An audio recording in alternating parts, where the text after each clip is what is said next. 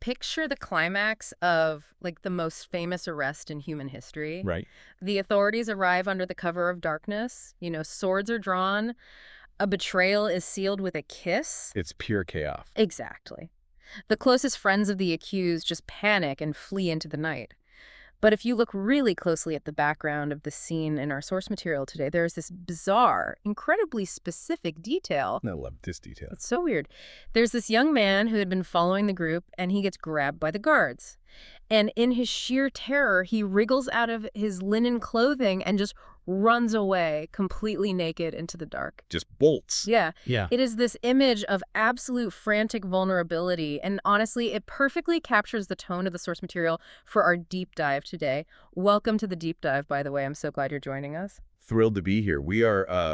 We're looking at the Gospel of Mark today. Specifically, we're utilizing the Catholic public domain version. And for you listening, if you're familiar with the broad strokes of this narrative, our mission today is to kind of strip away that stained glass familiarity. That wash away the Sunday school polish. Exactly. We are not reading a slow, methodical theological treatise here. Mark's text, it reads more like a leaked, frantic wartime dispatch. Okay, let's unpack this. Because the pacing of this text is fundamentally jarring. I mean, there is no gentle preamble. No, not at all. There's no genealogy stretching back generations, no birth narrative with, like, shepherds or wise men. You just drop right in. The text drops you instantly into the Judean desert. John the Baptist is just standing there in camel's hair, surviving on locusts, and we are immediately thrust into the action. It feels less like a biography and more like a breathless sprint. And the Greek text itself is really the engine of that sprint. Yeah. Mark relies heavily on this word, euthes, which translates to immediately or at once or promptly. You use it constantly, right? Dozens of times. Yeah. Yeah. Jesus is baptized, and immediately the Spirit drives him into the wilderness. He walks by the Sea of Galilee, calls Simon and Andrew, and at once they drop their nets. It's boom, boom, boom. Exactly. The narrative momentum is designed to create this sense of overwhelming, almost disorienting urgency. Mark is actually using the language of the Roman Empire here. The word evangelion, or gospel, that was typically used as an imperial decree to, announce a military victory or the birth of an emperor. Oh, wow. Yeah, so Mark co-opts that political terminology for a crucified Jewish carpenter. Which introduces the central paradox of this entire first section, because you have this figure arriving with earth-shattering authority. Undeniable authority. Right. I mean, he walks into a synagogue in Capernaum, encounters a man with an unclean spirit, and simply commands it to be silent and depart. And the spirit obeys. Just like that. He heals Peter's mother-in-law, and the fever vanishes. Later, he's asleep in a boat during a squall that has professional fishermen convinced they are about to drown. These are guys who know the sea, too. Not exactly. And he wakes up, looks at the raging sea, and just says, "Silence, be stilled." And the physics of the ocean instantly comply.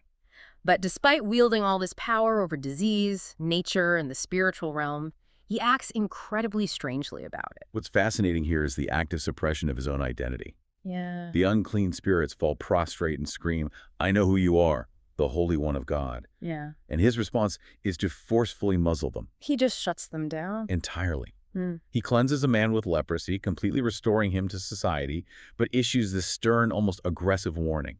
He says, "See to it that you tell no one."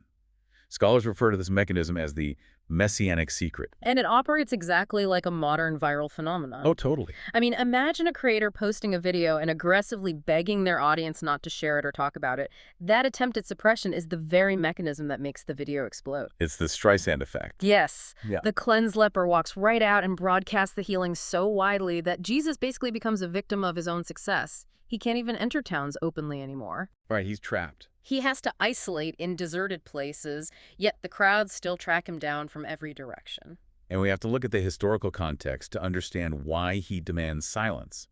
I mean, in the first century Roman-occupied Judea, the title of Messiah was entirely radioactive. Extremely dangerous. Right. The cultural expectation was deeply entrenched. The Messiah was supposed to be a Davidic military conqueror who would ride into Jerusalem, slaughter the Roman occupiers, and establish a literal political kingdom. So it's a very specific job description. Exactly. If Jesus allows these massive, desperate crowds to publicly brand him as the Messiah after a few miracles, he instantly becomes the figurehead of an armed insurrection. He silences them because he has to deconstruct their definition of the role before he can actually fulfill it. That makes perfect sense. He refuses to let the mob dictate his mission.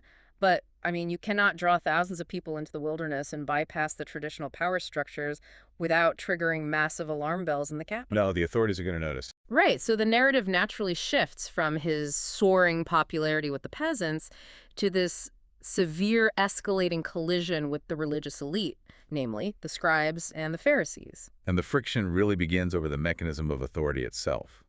Consider that famous scene where four men actually dismantle a roof to lower their paralyzed friend down to Jesus. Such a wild scene. It really is. But the physical healing is almost secondary.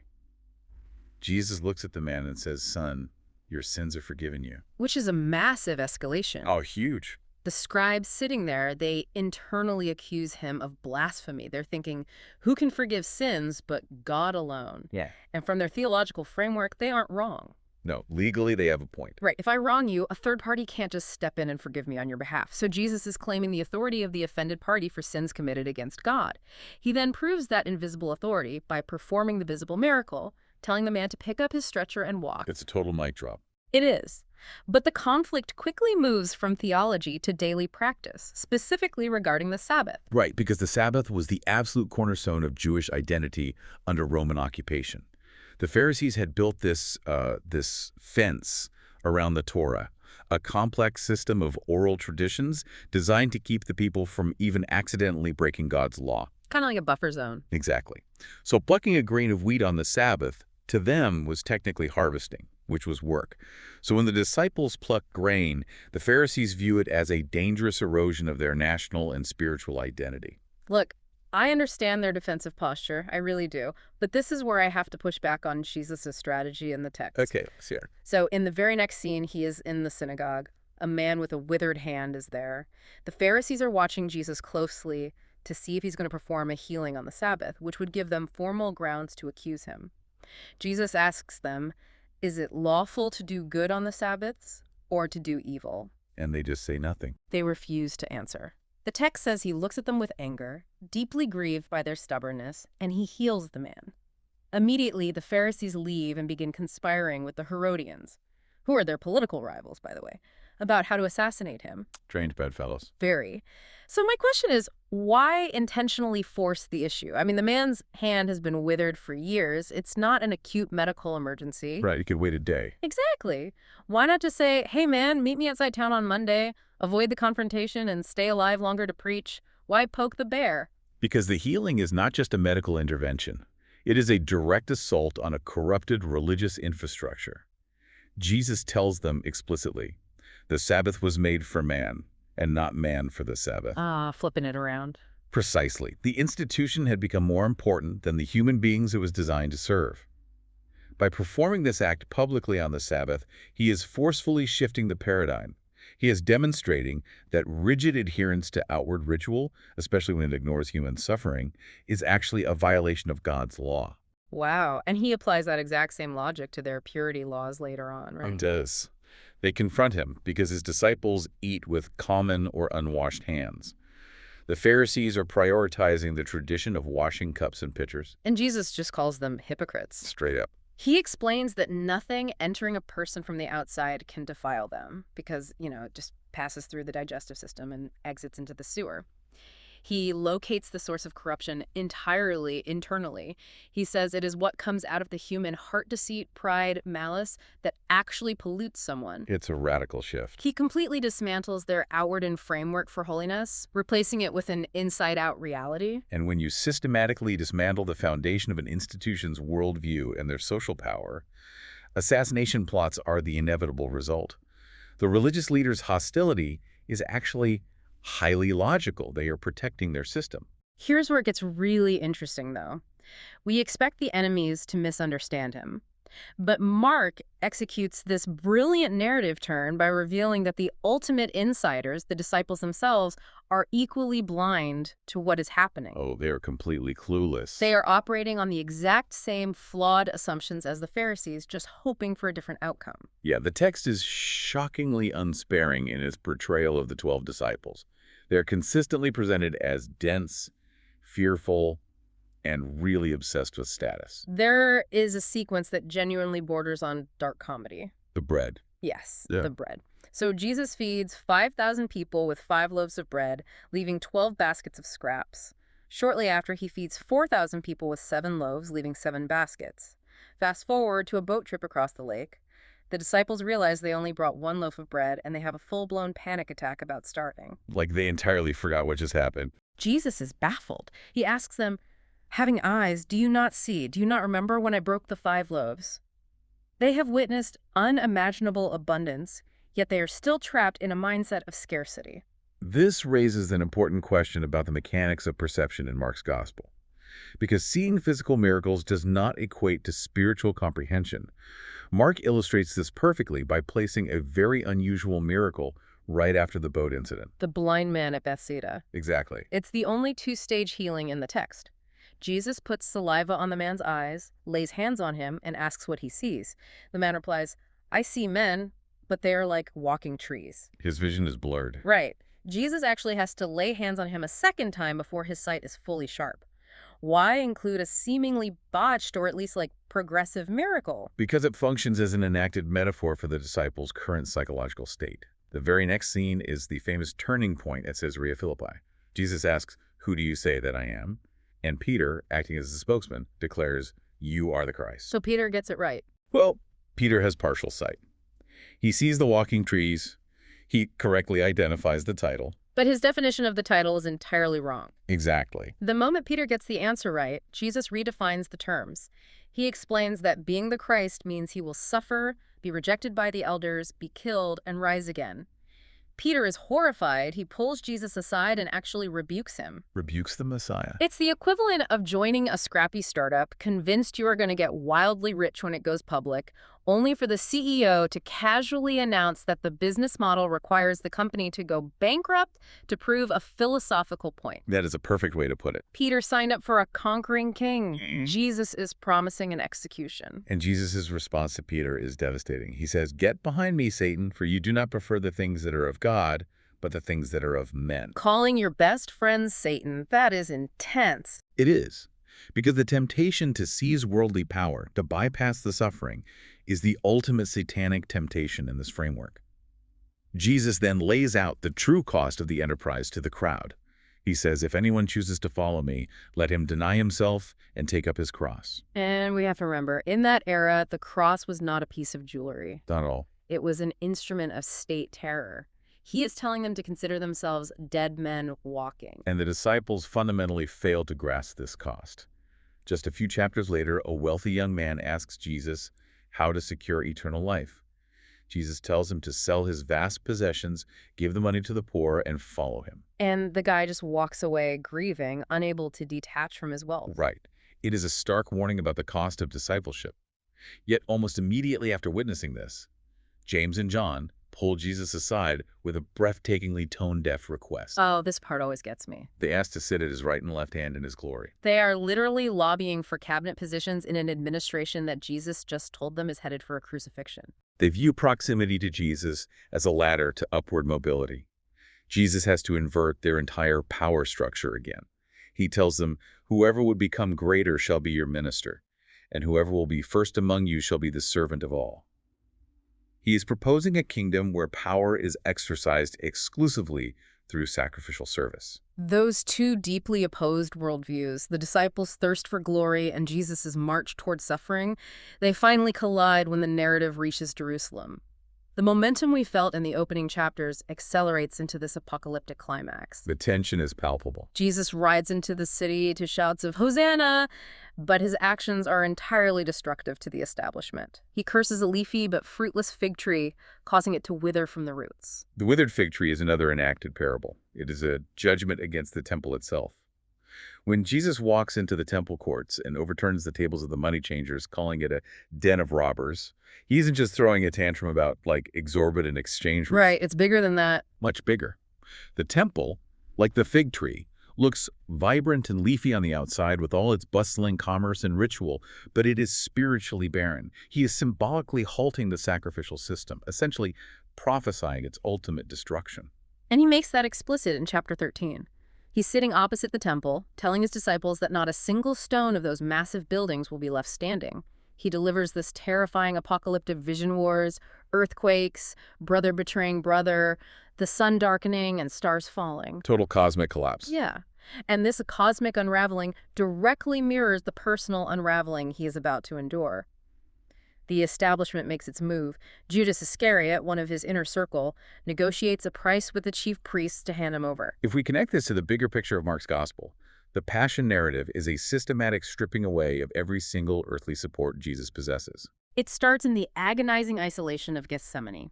Jesus throws himself on the ground, overwhelmed with sorrow to the point of death.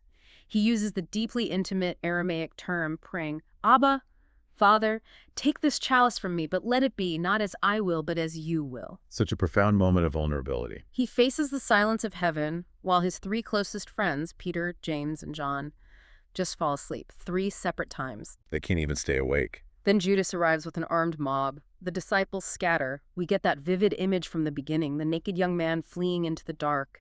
Jesus is left entirely alone in the hands of the state. And the trials are an absolute mockery of justice. The religious council relies on false witnesses whose testimonies conflict. When they finally force Jesus to clearly claim his divine authority, they condemn him for blasphemy. Then they hand him over to Pilate, the Roman governor. Who recognizes the whole affair is just driven by the priest's envy. Exactly. Pilate tries to use a holiday custom to release him, offering the crowd a choice between Jesus and Barabbas. Now, Barabbas is a man imprisoned for committing murder during an actual political insurrection. The irony is thick there. It really is. The crowd, whipped into a frenzy by the priests, demands the release of the violent insurrectionist and screams for Jesus to be crucified. Pilate caves to the political pressure, has Jesus severely scourged, and sends him to Golgotha. Mark's depiction of the crucifixion is devoid of any sentimentality. It is steeped in dark political irony. The Roman soldiers unknowingly perform a mock coronation. They clothe him in a purple robe, twist a crown of thorns onto his head, strike him, and kneel in fey homage, shouting, "Hail, King of the Jews!" They elevate him not on a throne, but on a cross between 2 actual criminals. The isolation reaches its absolute nadir. The people walking by insult him. The religious leaders mock his inability to save himself. Even the criminals being executed alongside him hurl abuse. At noon, darkness covers the land for 3 hours. And then Jesus screams into the void, "Eloi, Eloi, lama sabachthani, my God, why have you forsaken me?" And he breathes his last. At that precise moment, Mark records that the massive veil inside the temple, the barrier separating the Holy of Holies from the rest of the world, is torn completely in 2, from top to bottom. The mechanism of divine access has ruptured out of the institutional framework. But the true climax of realization doesn't happen in the temple. It happens at the foot of the cross. Yes. A Roman centurion, an agent of the brutal occupying empire that just tortured this man to death, watches how Jesus breathes his last. He looks at this broken, executed political prisoner and says, "Truly, this man was the Son of God." No disciple figured it out. No religious scholar saw it. The ultimate outsider is the only human being in the entire narrative to finally perceive the truth of who Jesus is, precisely in the moment of his ultimate defeat. It is the ultimate subversion of power. The messianic secret is finally lifted, not through a display of military might, but through an execution. Which brings us to Sunday morning. Joseph of Arimathea secures the body and places it in a rock-hewn tomb. After the Sabbath, Mary Magdalene, Mary the mother of James, and Salome approach the tomb to anoint the corpse. They arrive to find the massive stone already rolled back. And inside, instead of a body, they find a young man in a white robe. He delivers the impossible message. He says, "Do not be frightened. You are seeking Jesus of Nazareth, the crucified one. He has risen. He is not here." He instructs them to go tell Peter and the disciples to meet Jesus in Galilee. And here we reach one of the most debated, fascinating aspects of the original Greek text. Before later centuries appended additional verses detailing resurrection appearances and, the Great Commission, the earliest manuscripts of Mark's Gospel end abruptly at verse 8. So what does this all mean? We've tracked a story that operates like a runaway train.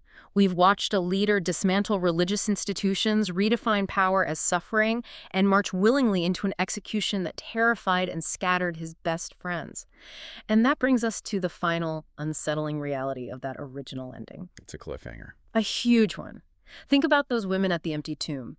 They have just received the greatest news in the history of the cosmos, that death itself has been defeated. But what does verse 8 actually say? It doesn't say they ran out rejoicing or singing. Not at all. It says they fled from the tomb, trembling and overwhelmed with astonishment, and they said nothing to anyone, for they were afraid. The originally Greek sentence actually ends on a conjunction. It hangs completely unresolved in the air. It's just cut to black. Right. So for you listening, why sheer terror? Perhaps because if the tomb is truly empty, then every terrifying, world-upending thing this man said was true. If he actually rose, then his demands to die to yourself, to abandon your wealth, to love your enemies, and to serve rather than dominate. They're not just philosophical suggestions, they're the new reality of the universe. Encountering the truly divine doesn't yield comfortable platitudes. It shatters your entire worldview. Mark drops you right at the edge of that empty, terrifying tomb and abruptly cuts to black, leaving the ultimate question hanging in the air for you to answer. Now that you know the secret, what will you do with it?